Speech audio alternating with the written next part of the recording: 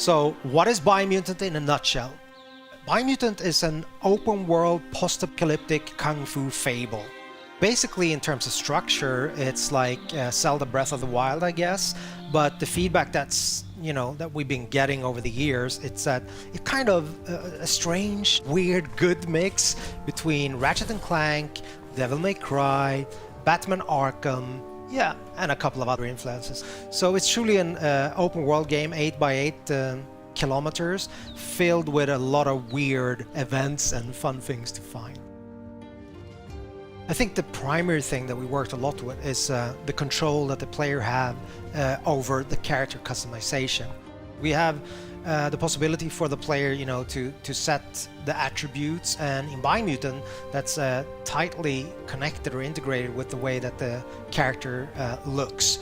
But the player is like completely free to morph their own breed, we call it a breed, but mammal, if you will. And eventually, people have a lot of assumptions on what kind of animal this is. But for me, and I guess the team, we have allowed the player to make what I call, more like a Muppet.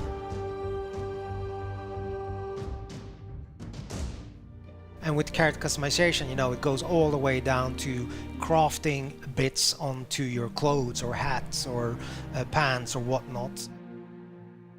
I guess the most important thing is the arsenal of the weapons. I mean, it's an action role-playing game, right? So we're focusing on the action parts of, the role-playing aspect.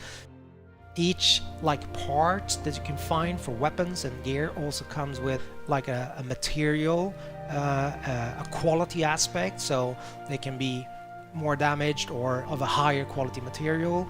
Just mentioning that you don't have to repair, but you can actually upgrade things that are broken, but they will never diminish in terms of their material qualities, like in Zelda, for example. We don't do that. In the game, you have 6 different tribes, so they're all composed of, a leader, a Sifu, if you will, that have mastered a specific Wang Fu combat style and trained his disciples in that. So these tribes are now in conflict. Basically, there are 3 tribes that have what we call a light aura. So basically a good karma, if you will, if you want to paint it black and white. And there are 3 tribes that have like a dark aura.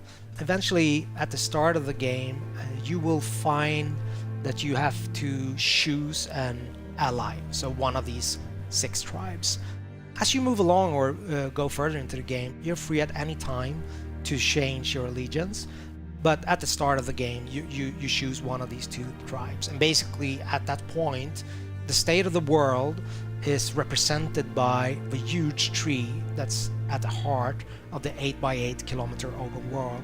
So it's a representation of the world either going under or the world surviving. So this is all tied to the tree of life.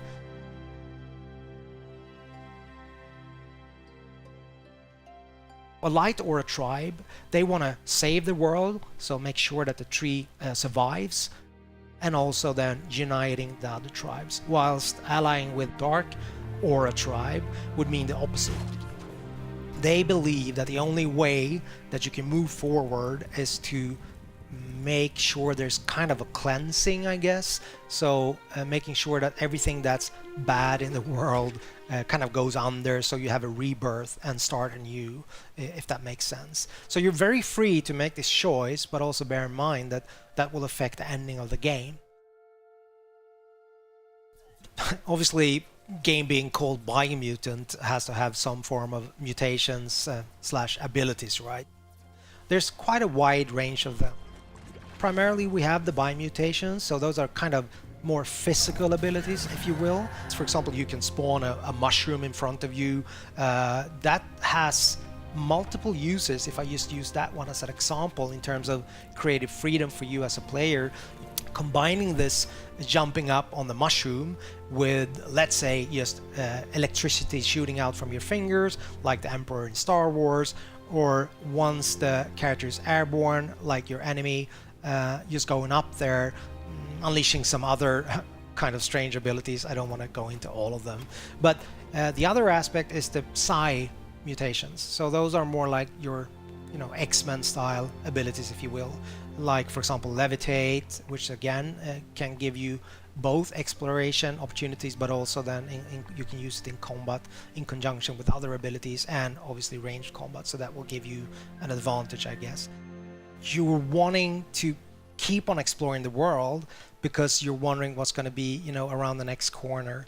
And I guess the hope that we have as a group, as a team, is that that's going to be the unifying factor in terms of people playing the game and giving us feedback, that it's notable that the game has a soul or a vibe that is a little bit unique and special. That's my highest hope for the game, I guess.